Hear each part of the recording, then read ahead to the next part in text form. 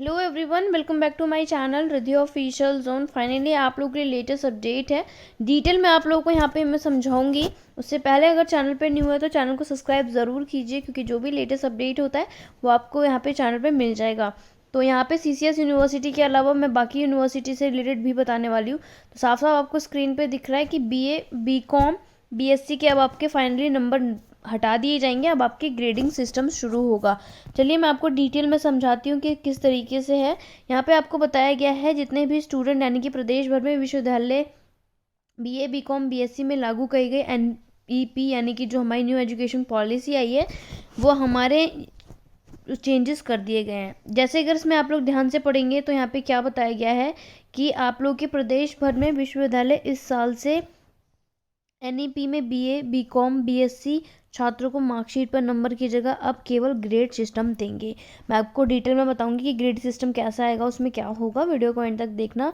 और इसमें यह भी बोला गया है कि इस तरीके से आपको डिवीजन मिलेगा, यानी कि जो स्टूडेंट फर्स्ट श्रेणी में आएगा उसको 6.5 या फिर उससे अधिक 10 से कम CGP मिलेगी, और जो सेकेंड श्रेणी में होगा वो 5 से लेकर और उससे 6.50 से कम जिसका होगा, राइट, तो उसका सेकेंड श्रेणी होगा। थर्ड जो आएगा वो आएगा फोर्थ से फिफ्थ से कम होगा, उसी के बीच में सारे ग्रेडिंग सिस्टम होंगे। यहाँ पे आप लोग जूम कर देती हूँ थोड़ा सा और अच्छे से समझ सकते हैं। उसके बाद मैं डिटेल में और आपको बता दूंगी।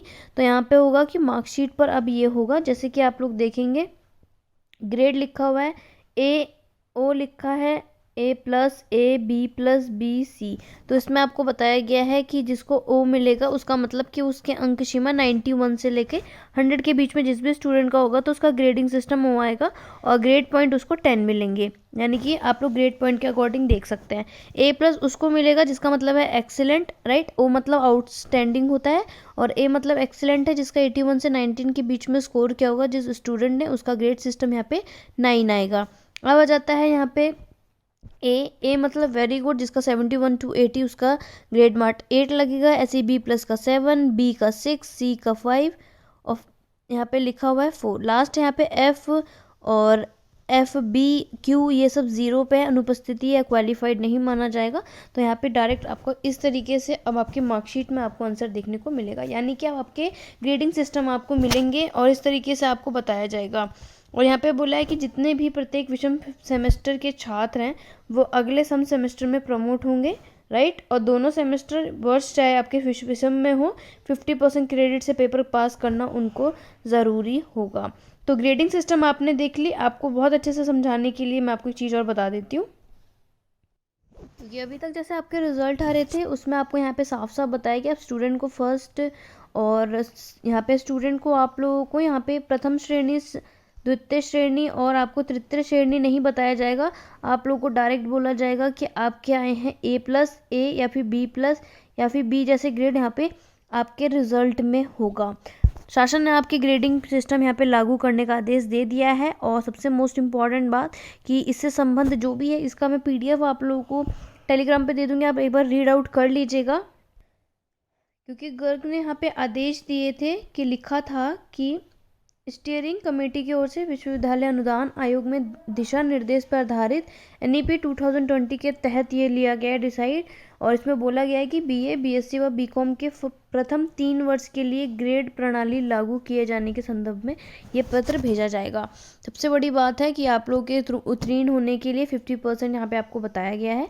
जैसे कि BA BCom BSc के पहले 3 वर्ष के छात्रों के अंक के साथ दिए ग्रेड NEP में आपके 2021 से 22 पे लागू होंगे। और कैसे दिए जाएंगे आप लोगों को डिवीजन, वो मैंने वहाँ पे डिस्क्राइब किया था, नहीं तो आप लोग यहाँ पे इस तरीके से देख सकते हैं। और यहाँ पे लिखा भी है कि आपके आंतरिक परीक्षा में बैक पेपर या सुधार परीक्षा नहीं होगी, केवल जो पूर्ण सेमेस्टर को दोबारा परीक्षा विद्यालय कराएगा। याद रखिएगा, और आप में से जो स्टूडेंट से पूर्ण सेमेस्टर के होंगे उन्हीं के वापस से परीक्षा हो सकती है, अदरवाइज बाकी किसी के नहीं होंगे। एक विद्यार्थी 2 सेमेस्टर की पूरी परीक्षाएं एक साथ नहीं दे सकेगा।